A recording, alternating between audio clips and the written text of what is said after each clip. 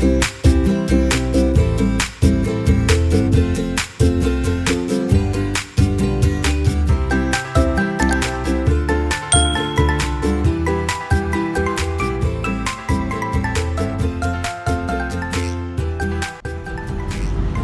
po, good morning po mga katimbahay, mga kating admin. And eto po, babiyahe po tayo ngayon papuntang Bulacan para kumuha po ng mga panindang bigas. And ma-check po natin o ma-update po natin yung mga presyuhan nila. Magkano po yung mga bigas na paninda ngayon doon. Medyo natagalan po kasi yung biyahe ko, medyo marami pong ginagawa since malapit na po yung Pasko at bagong taon, meron din pong mga ganap sa aming lugar at sa aming pamilya. So ngayon lang po ulit kami makakabalik ng Bulacan. And ito po, kasama ko po yung aking anak na babae at yung mister ko na aming butihing nagmamaneho. And ayan, medyo madilim-dilim pa po, pero actually tanghali na po itong ganitong oras. Pero tignan po natin kung ano oras ay makakarating ng Bukawi. So sama lang po kayo sa aming biyahe at makita po natin kung ano po yung mga bago at mga bigas na pwede nating kilatisin para itinda. So, sama lang po kayo sa biyahe. So, andito na po tayo sa may kahabaan ng C5. Sana po hindi po ganong ka-traffic kasi di ba po nasa news na may ginagawa pong bridge o flyover po dito sa may area ng C5. Sana naman po hindi ganong ka-traffic. Lalo tayong tatangalin po. So, eto po, sama lang po tayo sa sa biyahe.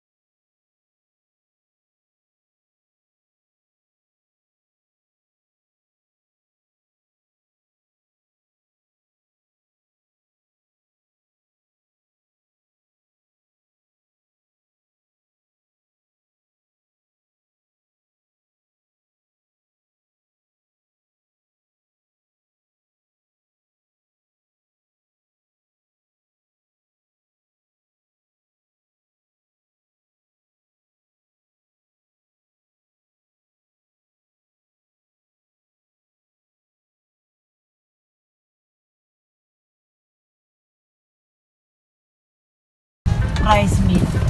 Ayan, medyo may tubig-tubig pa dyan sa gilid-gilid. Ayan po, yung isa sa kinukuhanan namin, ito po yung San Pedro 1 Rice Mill.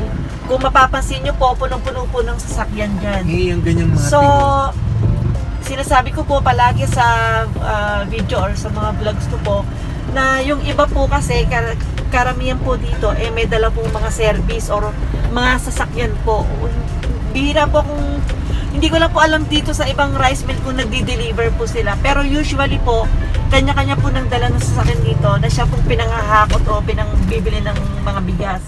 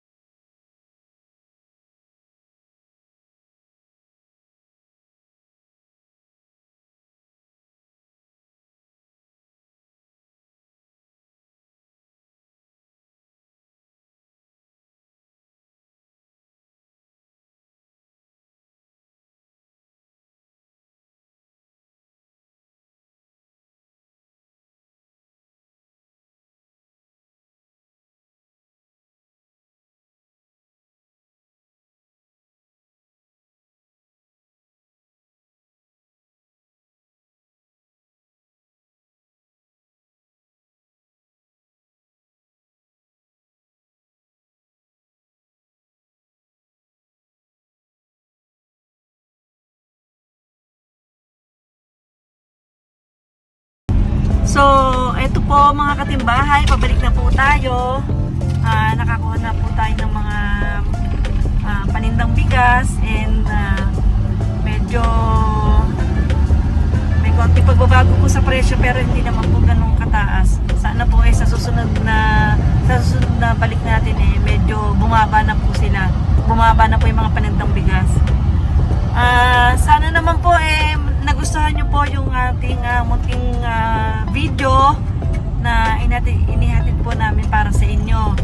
So sa lahat po ng mga naghahanap ng bigas na pangkonsumo, paninda or pang giveaway, lalo na po ngayong Christmas, pwede naman po kayong sumilip doon sa lugar, pasyalan nyo po.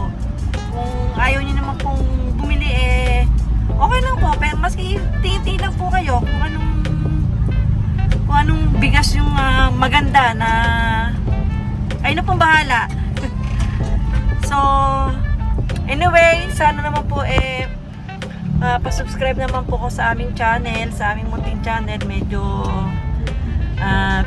konti pa rin po tayo. Sana po medyo madagdagan na maski papano.